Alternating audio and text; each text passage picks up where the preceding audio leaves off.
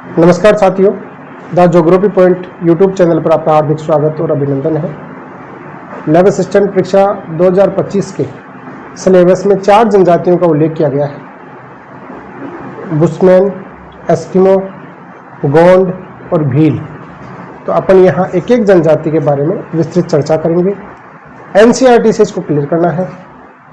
इसके जो भी क्वेश्चन बन सकते हैं इन 4 जनजातियों के बारे में, वो आपको मैं क्वेश्चन पेपर के रूप में पीडीएफ पे शेयर कर दूंगा। ठीक है, तो अपन शुरू करते हैं। एस्किमो, देखो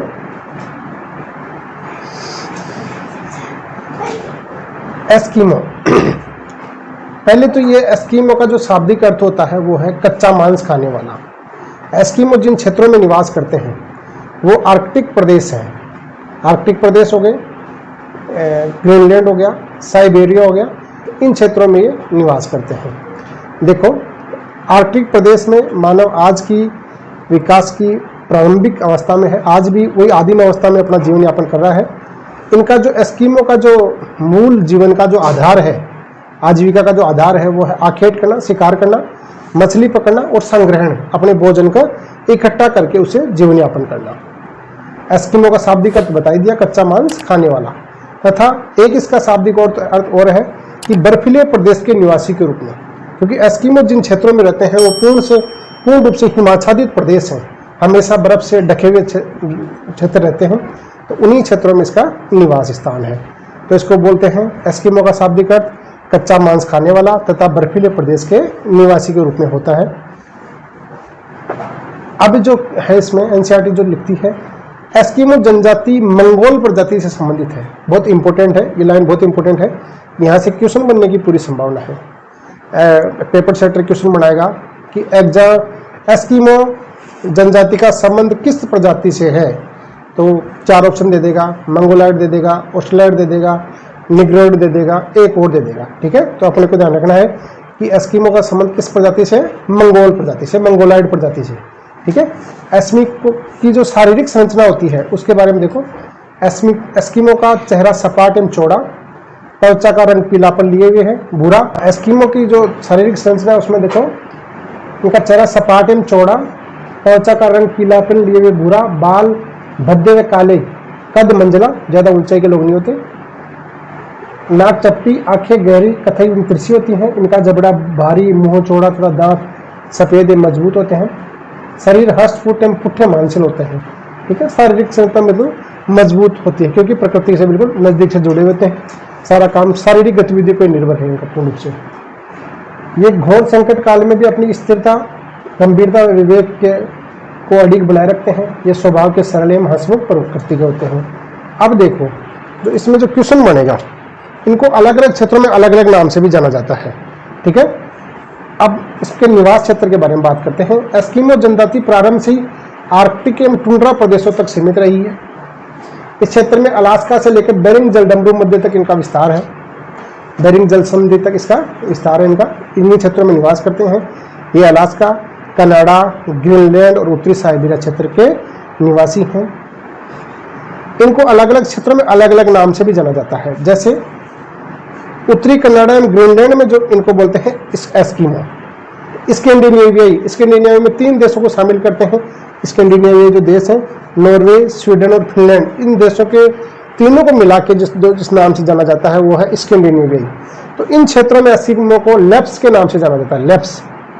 तथा उत्तरी साइबेरिया में सेमोयड्स, याकूत, चुकची व तुंग के नाम से भी जाना जाता है। क्वेश्चन बहुत अच्छा बन सकता है कि किस क्षेत्र में एस्किमो को किस नाम से जाना जाता है। ठीक है,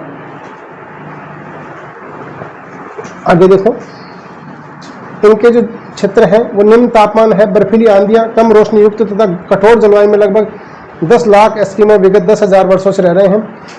इसी प्रदेश में जाड़े की ऋतु बहुत लंबी व ग्रीष्म ऋतु छोटी होती है।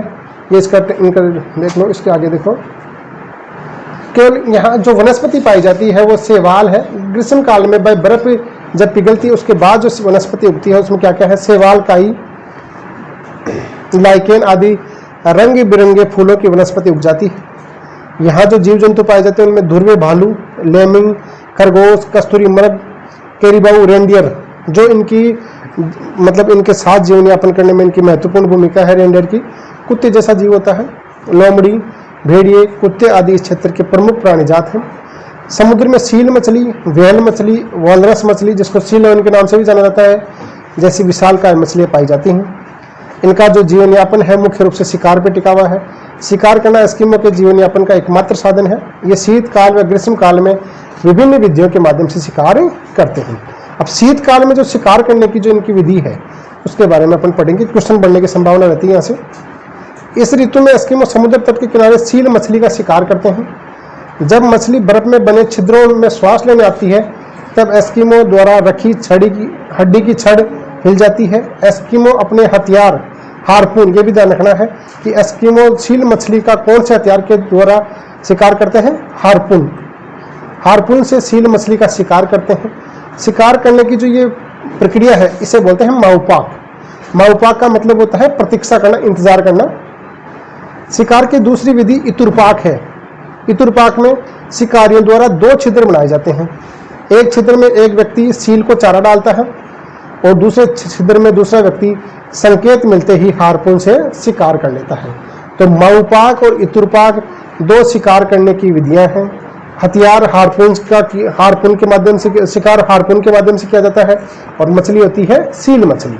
क्वेश्चन बनता है अच्छा, अब सील मछली का इनके जीवन में उपयोगिता देखो। सील मछली न केवल भोजन प्रदान करती है वरन जलाने के लिए ईंधन भी देती है। सील की चर्बी अन्य जीवों की चर्बी की तुलना में तुरंत अधिक देर तक जलती है।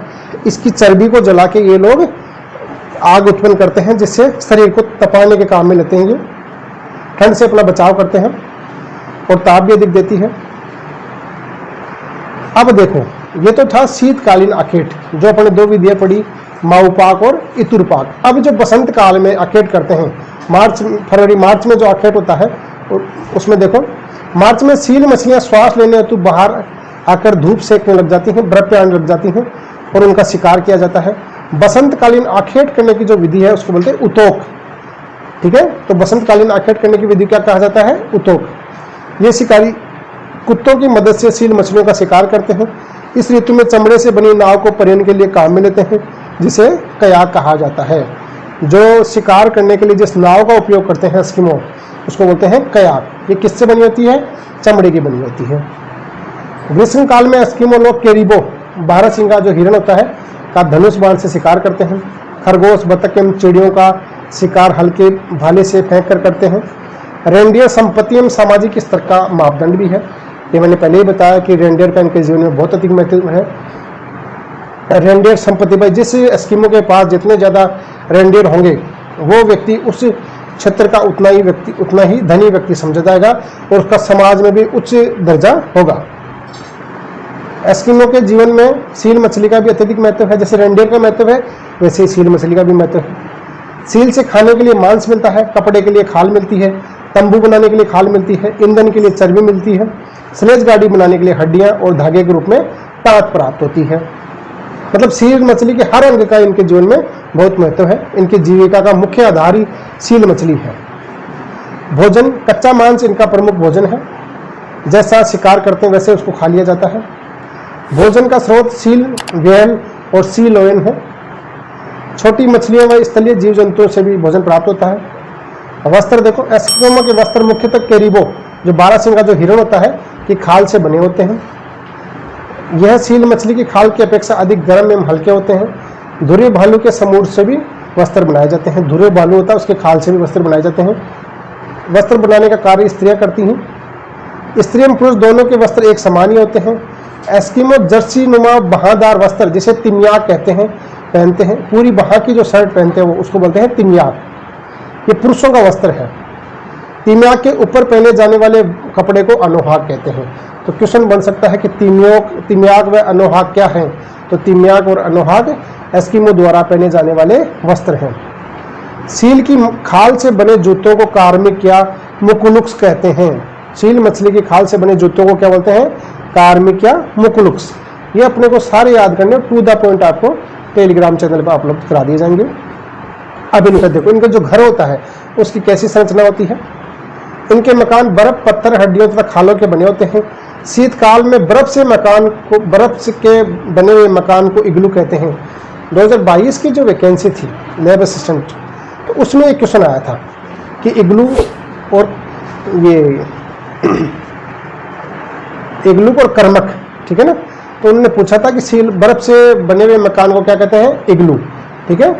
क्वेश्चन ये आया था कि वेल की हड्डियों के ढांचे से मकान को क्या कहा जाता है, तो वो आंसर था उसका कर्मक। अब की बार क्वेश्चन बनने की संभावना हो सकती है कि वो बर्फ से बने हुए उसको पूछ ले, तो बर्फ से बने हुए मकान को क्या कहते हैं, इग्लू। अब क्वेश्चन बनाने की ऊपर वाले पे एग्जामिनर पेपर सेटर पे है कि कैसे क्वेश्चन को पुटअप करता है, ठीक है। इसके आसपास जैसे ही पिछली बार कर्मक का पूछा, तो इस बार ये इसका पूछ सकता है, इग्लू का पूछ सकता है। इनका प्रवेश द्वार एक भूमिगत सुरंग से जुड़ा हुआ है। ग्रीष्म काल में शिकार के दौरान ये लोग अस्थायी तंबू में रहते हैं। अब देखो यंत्र एवं उपकरण, कयाक, उमियाक, हार्पून, स्लेज, ये 4 चीजें और हैं। चमड़े से बनी एक प्रकार की नाव जो 5 मीटर लंबी तथा 1.5 मीटर चौड़ी होती है। अपने को 5 मीटर लंबी और 1.5 मीटर चौड़ी होती है, ये भी याद रखना है। और क्या है कयाक, क्या है, चमड़े से बनी एक प्रकार की नाव है। कयाक छोटी नाव होती है बेसिकली, और उमियाक बड़ी नाव होती है। अगला है उमियाक, बड़ी नाव जो व्हेल मछली के शिकार के दौरान काम में ली जाती है। तो कयाक छोटी नाव, उमियाक बड़ी नाव। हार्पून सील मछलियों के शिकार के लिए प्रयुक्त 1.2 से 1.5 मीटर लंबा भाले नुमा जैसा हथियार होता है, जिसको ये रस्सी से बांध के रखते हैं, उसको फेंक के शिकार करते हैं, ठीक है। स्लेज होती है बर्फ पर चलने वाली बिना पहियों की गाड़ी, जिसे कुत्ते व रेंडियर खींचते हैं, ठीक है ना। 5-10 कुत्तों या रेंडियर को एक साथ बांध के और उस पर खींचा जाता है, बिना पहियों की गाड़ी होती है, ठीक है। समाज एवं संस्कृति देखो, इनमें जो अभी अपन ने 4 चीजें पढ़ी, कयाक, उमियाक, हार्पून और स्लेज, अच्छे क्वेश्चन बनते हैं। कयाक होती है छोटी नाव, उमियाक होती है बड़ी नाव, ठीक है। उमियाक से व्हेल मछली का शिकार किया जाता है। हार्पून एक भालेनुमा हथियार होता है, जिसको रस्सी से बांध के रखते हैं और उसी से ही ज्यादातर जीवों का शिकार किया जाता है। स्लेज होती है बिना पहियों की गाड़ी होती है, जिसको कुत्ते या रेंडियर खींचते हैं। समाज एवं संस्कृति के बारे में देखते हैं थोड़ा सा। ये लोग छोटे छोटे समूह में रहते हैं, इनका जीवन यापन घुमक्कड़ है, एक ही स्थान पर स्थायी रूप से नहीं रहती है, अलग अलग स्थानों पर विचरण करते रहते हैं। आदिम ढंग से जीवन यापन करते हैं। पितृवंशीय समाज है, पिता ही परिवार के संपूर्ण निर्णयों का निर्णय करता है। इनमें बहुपत्नी प्रथा प्रचलित है, एक व्यक्ति एक से अधिक पत्नियां रख सकता है। ग्रीष्म काल में कई समारोह में उत्सव मनाए जाते हैं। एस्किमो लोग जादू टोने में अंधविश्वासी आदिम समाज है, तो जादू टोने में विश्वास रखते हैं। एस्किमो की जो भाषा है वो एल्यूट है, ये ध्यान रखना इंपॉर्टेंट है, इसको अपन अंडरलाइन कर लेंगे। एस्किमो की जो भाषा वो है एल्यूट। एक मिनट, एस्किमो की भाषा है एल्यूट। कठोर शीत ऋतु में भोजन की कमी होने पर बूढ़े व अशक्त व्यक्ति आत्महत्या करते हैं। ये देखो भी एक जीवन यापन करने का एक बेहतरीन तरीका है। जब इनके पास भोजन की कमी हो जाती है, तो बूढ़ा या कोई विकलांग व्यक्ति है, वो खुद स्वयं ही आत्महत्या कर लेता है, ताकि परिवार के और लोग जिंदा रह सके, उनके भोजन में कमी नहीं आए, ठीक है। वातावरण समायोजन, पर्यावरण के साथ कैसे एडजस्टमेंट करते हैं। एस्किमो दुर्गम सामान्य मानव के जीवन की कल्पना से परे कठोर जलवायु में एस्किमो जनजाति में वातावरण समायोजन की दक्षता अपने आप में एक अनूठा उदाहरण है। एस्किमो हिम का ही प्रयोग कर हिम निवास इग्लू बनाते हैं। स्लेज गाड़ी बनाने के लिए वालरस की हड्डियों को काम में लेते हैं। वालरस भी एक मछली होती है, उसकी हड्डियों को काम में लेते हैं। हिम जंजाओं जो बर्फीले चक्रवात हैं तथा हिम पर सूर्य की किरणों के पड़ने से होने वाली चमक से आंखों को बचाने के लिए आंख कवच का उपयोग करते हैं, एक चश्मे का उपयोग करते हैं, ठीक है ना। आधुनिक संस्कृति से इनका संपर्क कैसे हो रहा है। एकाकी दूसरे प्रदेशों में निवास करने वाली जनजाति का 1960 के पश्चात यूरोपियन व अमेरिकन लोगों से संपर्क बढ़ा है। अब ये लोग आग्नेय अस्त्रों, बंदूक आदि का प्रयोग करने लगे हैं। कयाक के स्थान पर मोटर चालित नाव, स्लेज के स्थान पर स्नो स्कूटर, बर्फ पे चलने वाली स्कूटर का प्रयोग बढ़ा है। पारंपरिक वातावरण का रूपांतरण तीव्र गति से होने लगा है। मतलब जो आधुनिक संस्कृति का है उनका इनसे संपर्क हुआ है, तो इनके जीवन में भी तकनीक का प्रवेश कर गया है, ठीक है ना। बहुत सारी तकनीकी चीजों को इन्होंने अपना लिया है। फर, समूर आदि के व्यापार से मुद्रा मिलने से इनके पहनावे व रहन सहन की विधियों में भी बदलाव आया है। अमेरिकी सरकार इनको खूब सपोर्ट कर रही है, ठीक है ना। तो इनकी संख्या भी निरंतर बढ़ रही है, ठीक है। इनको अमेरिकी सरकार द्वारा आर्थिक सुविधा के साथ साथ चिकित्सक की सुविधा भी उपलब्ध करवा रही है, जिससे इनमें होने वाली बीमारियों के कारण जो मृत्यु है उसकी रेट कम हुई है। इनकी संख्या वृद्धि से टुंड्रा के तटीय क्षेत्रों के पर्यावरण पर प्रतिकूल प्रभाव पड़ेगा। संभव है कि 21वीं शताब्दी में एस्किमो का जनजातीय प्रवेश मात्र ऐतिहासिक रह जाए।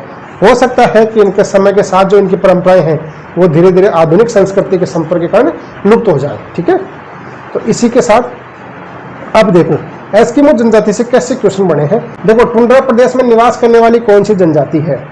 ठीक है, इसमें ऑप्शन है भील, बुशमैन, एस्किमो, गोंड। तो इसमें सीधा सही हो जाएगा एस्किमो। ठीक है, एस्किमो का शाब्दिक अर्थ होता है, इसमें लिखा है वन में रहने वाला आदमी, कच्चा मांस खाने वाला आदमी, नगन रहने वाला आदमी, उपयुक्त में से कोई नहीं। तो सीधा सही है कच्चा मांस खाने वाला आदमी। हाँ, इतने ही है।